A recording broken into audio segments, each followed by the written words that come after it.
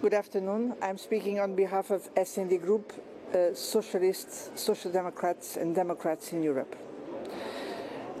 We consider that the speech on the State of the Union delivered by President Juncker moves in the right direction. Finally, he is moving to turn the tide in Europe.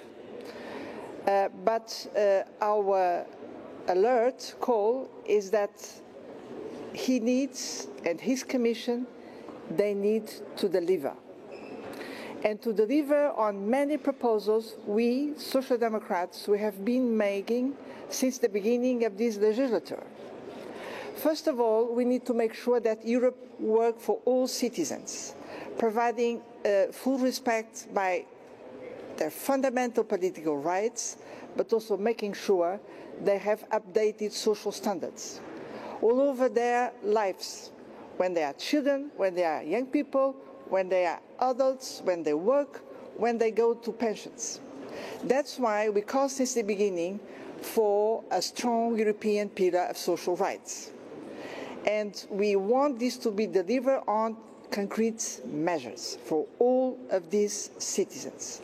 Secondly, we need to go straight to solve the problem of posted work, making sure that we pay equal work in the same way. Then we also concerned that when we move to new growth, jobs must be delivered, particularly to young people in Europe, but we also want to make sure that the kind of growth we are pushing for is low carbon, starting with car industry.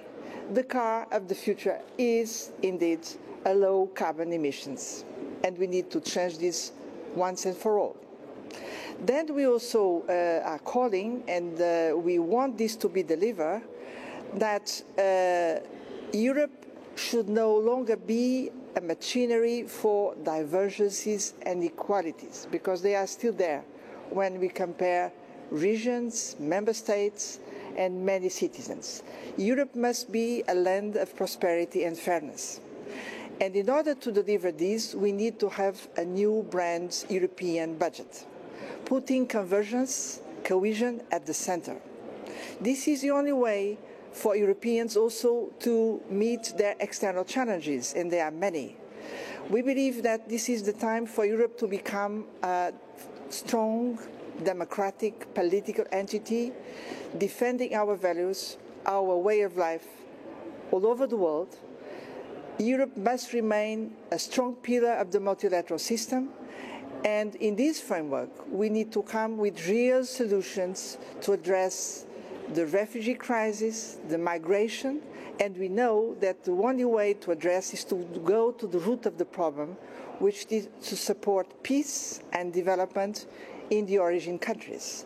That's why we call for a strong partnership, particularly with Africa, to make sure that this continent, which is our neighbor, will be really also a land of prosperity.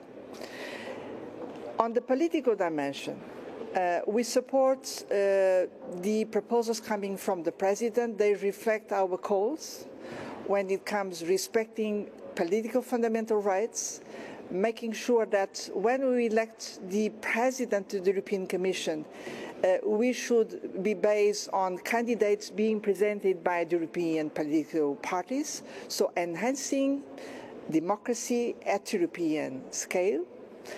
But we also to make sure that when now we move to a new way to govern Eurozone, to make it a real promise of prosperity and not a crisis, the idea of having a Minister of Finance, we endorse it, but this Minister of Finance must work for growth, convergence, and must be reliable in face of the European Parliament, who is the Parliament of the Euro.